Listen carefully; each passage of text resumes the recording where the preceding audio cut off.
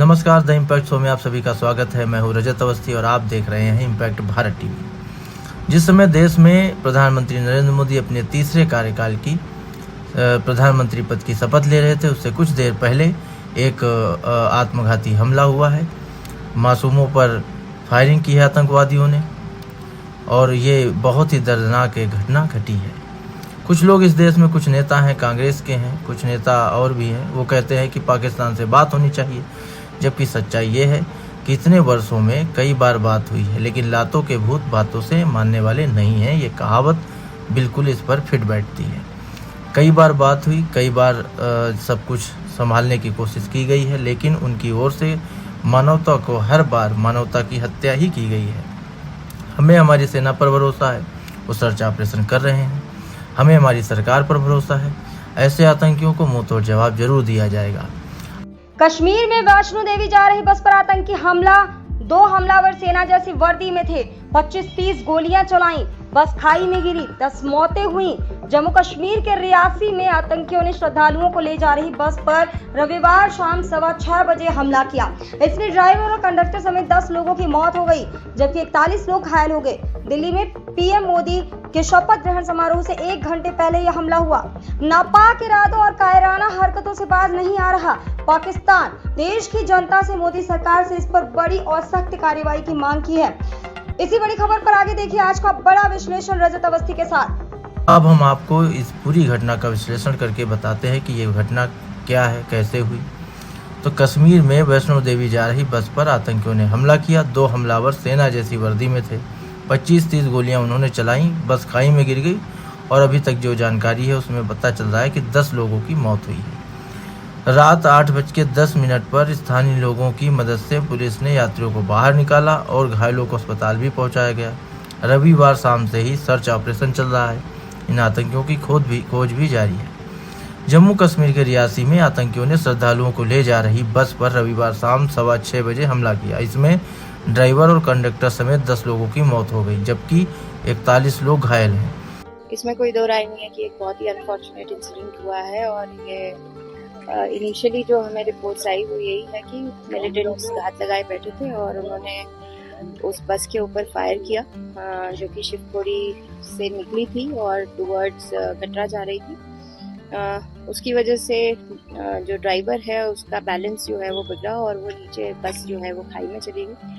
Rescue operation जो है वो अभी कंप्लीट किया जा चुका है। 9 are feared dead right now and 33 injured हुए हैं। उनको इमीडिएटली नारायणा हॉस्पिटल और डिस्ट्रिक्ट हॉस्पिटल रियासी के लिए एम्बुलेंसेस को निकाल दिया गया। ये लोकल्स नहीं है, अभी उनकी आइडेंटिटीज जो है वो क्लियर नहीं हो पाई हैं, बट जो अभी इनिशियली पता चला है वो दे में भी बिलोंग टू यूपी। देखिए ऑलरेडी हम देखते आए हैं जब भी कोई मिलिटेंसी कोई इंसिडेंट हुआ है तो उसके बाद हम लोग वैसे ही हाई अलर्ट पे हमेशा से रहे हैं। तो आज भी और पिछले कई दिनों से we were on high alert और ये सारी जो शिवखोड़ी श्राइन है उसको पूरे तरीके से सिक्योर किया गया था।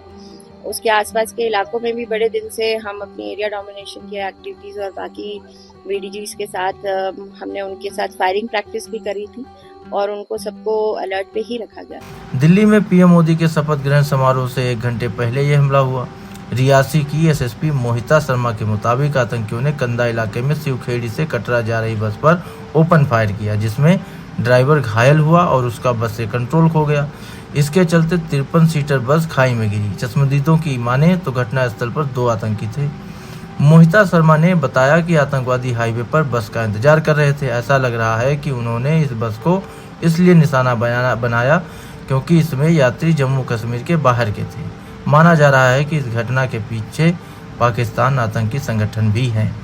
घायल यात्री संतोष कुमार ने बताया कि आतंकियों ने सेना जैसी वर्दी पहनी थी। उन्होंने लाल कपड़े से मुंह बांध रखा था। बस जैसे ही मोड़ पर आई अचानक गोलियां चलने लगी। बस के खाई में गिरने से पहले आतंकियों ने 25 से 30 गोलियां चलाई थी। अगर बस खाई में न गिर जाती तो जो लोग बच गए हैं उनके भी बचने की उम्मीद बहुत कम थी या ना के बराबर थी, क्योंकि वो तो गोली चला रहे थे। हादसे में जान गंवाने वाले लोगों के परिजनों को जम्मू कश्मीर ने एलजी ने 10 लाख रुपए का मुआवजा देने का ऐलान किया। वहीं घायलों को 50,000 रुपए की सहायता राशि भी दी जाएगी। घायलों की मदद के लिए घटनास्थल के पास ही कंट्रोल रूम भी बनाया गया है। मौके पर पुलिस, आर्मी और सीआरपीएफ की एक संयुक्त अस्थायी सुरक्षा बल टीम तैयार कर हमलावरों को पकड़ने की कोशिश की जा रही है। सर्च ऑपरेशन के लिए अलग से 5 टीमें भी बनाई गई हैं। एनआईए की टीम भी जांच के लिए घटनास्थल पर पहुंच गई है। जान गंवाने वाले 10 लोगों में बस के ड्राइवर विजय कुमार भी शामिल हैं। रिपोर्ट के मुताबिक हमलावरों ने सबसे पहले उन्हें ही निशाना बनाया था। वे रियासी जिले के ही रहने वाले थे। इसके अलावा कटरा के रहने वाले बस कंडक्टर अरुण कुमार की भी मौत हुई है। इसके अलावा जयपुर के रहने वाले राजन सैनी, जिनकी उम्र 42 वर्ष, उनकी पत्नी ममता सैनी 40 वर्ष, राजेंद्र के बड़े भाई ओम प्रकाश की बेटी पूजा सैनी 30 वर्ष और पूजा के बेटे लिवान उर्फ किट्टू 2 वर्ष की मौत हो गई है। 2 वर्ष के बच्चे को भी नहीं बख्शा गया। ये सभी एक ही परिवार के थे। इसके अलावा उत्तर प्रदेश के बलरामपुर के रहने वाले रूबी, अनुराग और दिल्ली निवासी सौरभ गुप्ता की भी मौत हुई है। घायल हुए एक यात्री ने सोमवार को घटना को लेकर पूरी जानकारी दी। उसने बताया, मैं दर्शन के लिए गया था, कुछ लोगों ने फायरिंग की, इसके बाद बस खाई में गिरी। कई लोग मेरे सामने घायल हुए हैं। मेरे ख्याल से वहाँ 2-3 लोग थे। मेरे बेटे ने एक शख्स को देखा था जो बस पर पीछे से हमला कर रहा था। वहीं एक अन्य यात्री ने बताया कि आतंकी बस के गिरने के बाद भी गोलियां चलाते रहे थे। बस शाम को 4 बजे चलनी थी, लेकिन 5:30 बजे चली। जम्मू कश्मीर में ऐसा हमला 3 दशक में दूसरी बार हुआ है। इससे पहले 10 जुलाई 2017 में अनंतनाग में आतंकियों ने अमरनाथ यात्रा के दौरान बस पर गोलियां चलाई थी। इसमें 7 श्रद्धालुओं की जान भी गई थी, वहीं 19 घायल हुए थे। कांग्रेस के अध्यक्ष मल्लिकार्जुन खड़गे ने रियासी में हुई घटना पर दुख जताया है। उन्होंने कहा कि जब प्रधानमंत्री मोदी और उनकी एनडीए सरकार शपथ ले रही थी और कई देशों के प्रमुख देश में हैं, तब श्रद्धालुओं से भरी इस बस पर आतंकी हमला हुआ है। इसमें 10 लोगों की जान गई है। 3 हफ्ते पहले ही पहलगाम में एक टूरिस्ट बस पर आतंकियों ने हमला किया था। जम्मू कश्मीर में आतंकी हमले लगातार जारी हैं। घाटी में शांति स्थिरता लाने की नरेंद्र मोदी सरकार के दावे खोखले हैं।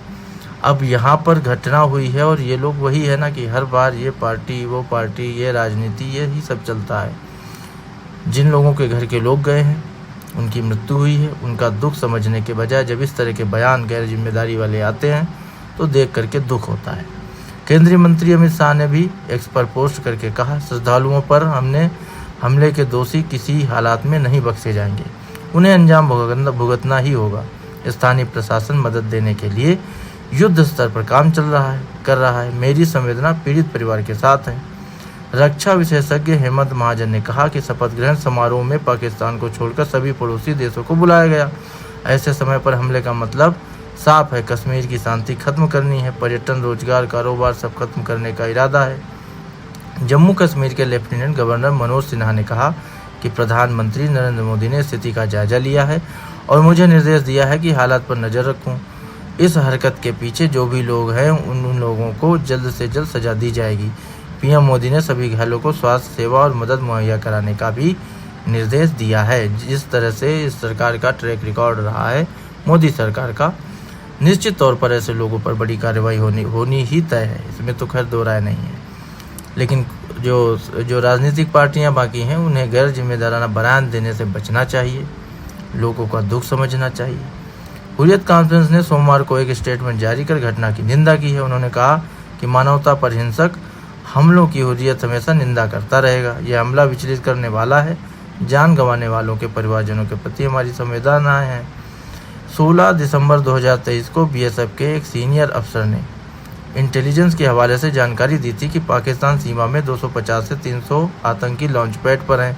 ये जम्मू कश्मीर में घुसपैठ की फिराक में है। अफसर ने बताया कि सुरक्षा बलों को अलर्ट कर दिया गया है। सीमा पार से किसी भी तरह की घुसपैठ की कोशिश नाकाम कर दी जाएगी। बीएसएफ के आईजी अशोक यादव ने पुलवामा में बताया था कि आतंकी गतिविधियों को देखते हुए हम और सेना संवेदनशील इलाकों पर नज़र रखे हुए हैं और सतर्क हैं। तो ये जो घटना घटी है, ये बहुत ही निंदनीय है और बहुत दुख की बात है। लोग दर्शन करके वापस आ रहे थे और उन पर इस तरह का हमला हुआ। सरकार इसके लिए तत्पर है, वहाँ से कार्रवाई भी होगी। तो अभी के लिए, आज के लिए बस इतना ही। अब हम मिलेंगे आपसे कल एक और बड़ी खबर के विश्लेषण के साथ। तब तक देखते रहिए इम्पैक्ट भारत टीवी। आप देख रहे हैं इम्पैक्ट भारत टीवी।